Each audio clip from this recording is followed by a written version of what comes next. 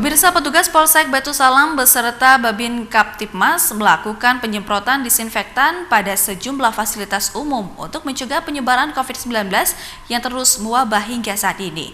Hingga saat ini kasus terkonfirmasi positif di Aceh terus meningkat dalam beberapa hari terakhir.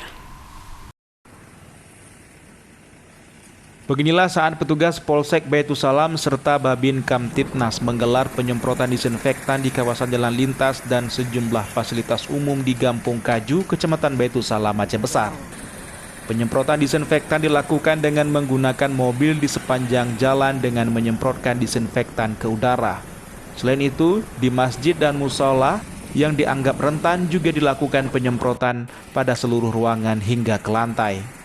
Hal tersebut dilakukan pihak Polsek Batu Salam sebagai upaya untuk menekan penyebaran COVID-19, khususnya di tempat umum yang rentan terjadi keramaian dan sering digunakan masyarakat seperti tempat ibadah.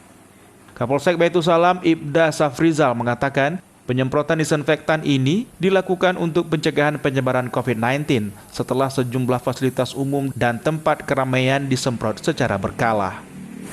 Penyemprotan disinfektan ini kita lakukan guna untuk memutuskan mata rantai penyebaran COVID-19 di tempat-tempat umum, di tempat-tempat ibadah, di tempat-tempat keramaian.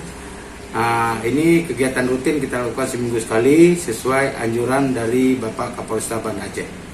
Ya, harapan kita bersama supaya masyarakat lebih peduli dengan diri sendiri dan membatasi kegiatan-kegiatan tempat keramaian. Kegiatan penyemprotan disinfektan ini merupakan kegiatan rutin Polsek Batu Salam, sehingga dalam setiap 1 minggu sekali, pihaknya terus melakukan penyemprotan untuk memutus mata rantai penyebaran COVID-19.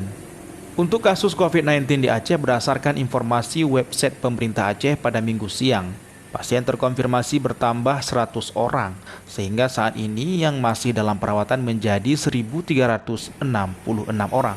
Sembuh 5 orang dan meninggal 4 orang. Dari Kabupaten Aceh Besar, Taufan Mustafa, iNews melaporkan.